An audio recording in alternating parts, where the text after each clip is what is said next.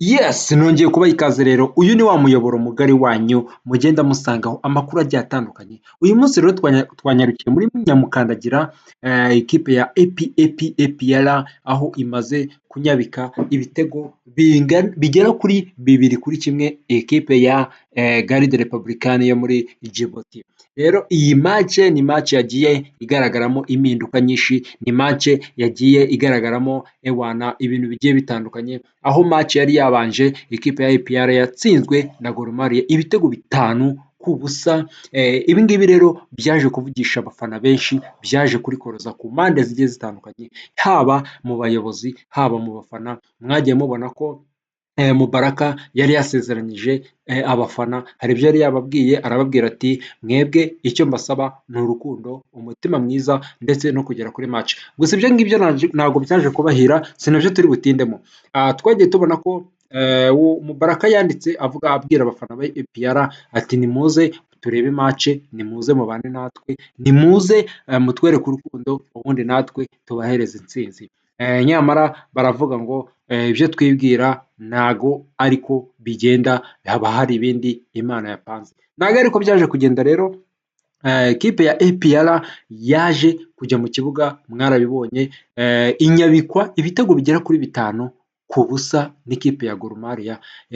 Rero ahangaha twagiye tubona amakosa yagiye akorwa, wagiye ubona uwo bita Sirwan yagiye akora amakosa, ubona ikipe ya APR itari gukora ibintu neza,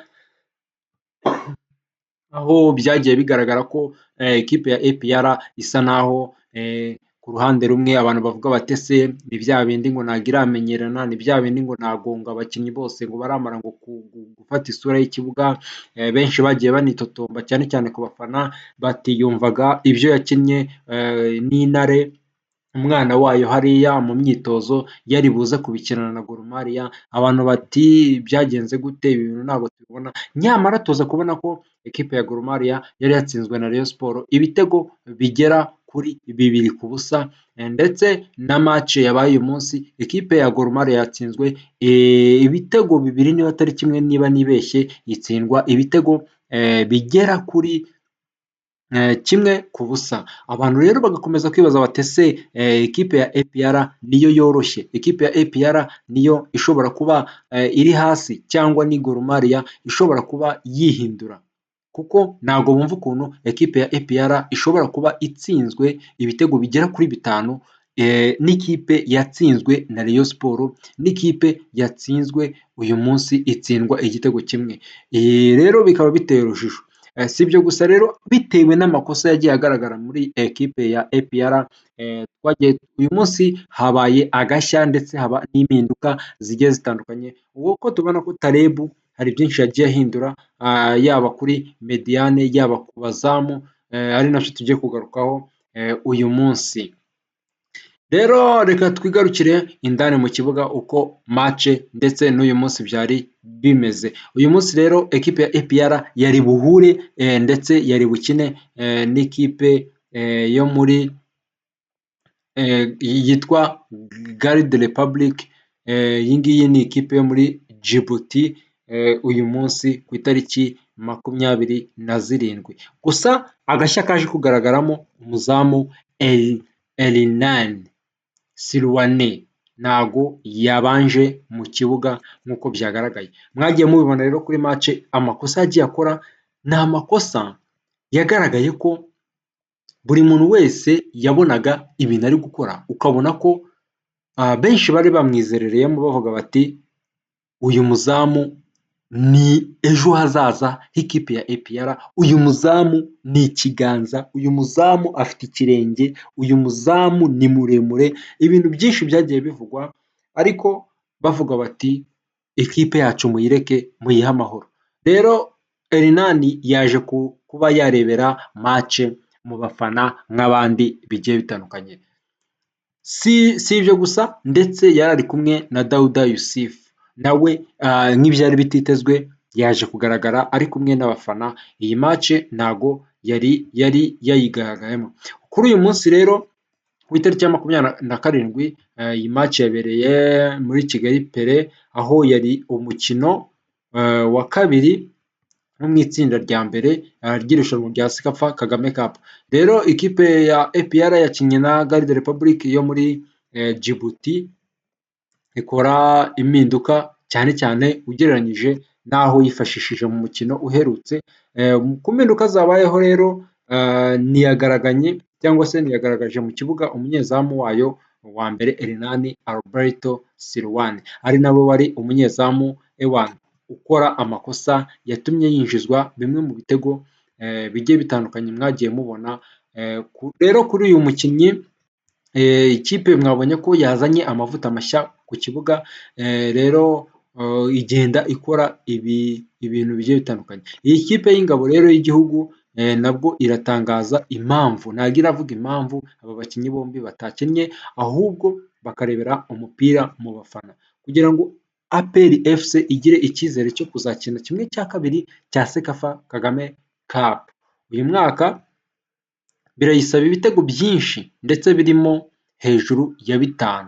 Irasabwa kuba yatsinda ibitego biri hejuru ya 5, ubwo ni 6, 7 kuzamura kugira ngo iyi kipe ya APR ibe yakisanga muri kimwe cya kabiri. Naho bitagenze gutyo ikipe ya APR izumva cyangwa se izumvira itsinda rya mbere aho abandi batabyumva. Rero aho ngaho ndetse nta n'inota irabona ndetse ifite n'umwenda w'ibitego bigera kuri 5 byose yatsinzwe na Vipers. Rero ahangaha izahura ku munsi, izahura na Vipers ku munsi wa nyuma yamaze gufata umwanya wa mbere n'amanota 6, izigamye ibitego 4. Ahangaha rero ni mu gihe Gor Mahia ifite amanota 3 ku mwanya wa kabiri, nayo izigamye ibitego 4. Ikipe ya mbere niyo izagera muri kimwe cya kabiri. Amahirwe kuri iyi kipe ya kabiri ni uko yaba ariyo ihagaze neza mu mukino cyangwa se mu makipe 3 azaba aya kabiri mu matsinda 3 agize irushanwa. Mwagiye mubona rero ibintu bigiye bitandukanye, ngizo yari new update. Rero twigarukiye gatoya kuri match cyangwa se ku bintu byaranze uyu munsi, mwabonye ko ikipe ya APR kabisa yatsinze hano neza, yatsinze ibitego bimeze neza. Yatangiye umukino ifite igitutu no guhuzagurika ku bakinnyi bayo cyane cyane ab'inyuma. Ubwo aho ngaho iyo tuvuze ab'inyuma harimo ba Maduzone, ba Byiringiro, Jean Gilbert, ubona ko bari guhuzagurika batari kumvikana. Ubusatirizi bwayo ntabwo bwagorwaga no kubona izamu, ariko byasabye umunota wa 33 kugira ngo igitego cya mbere cyinjire. Umunota wa 33 igitego cya mbere cyinjire.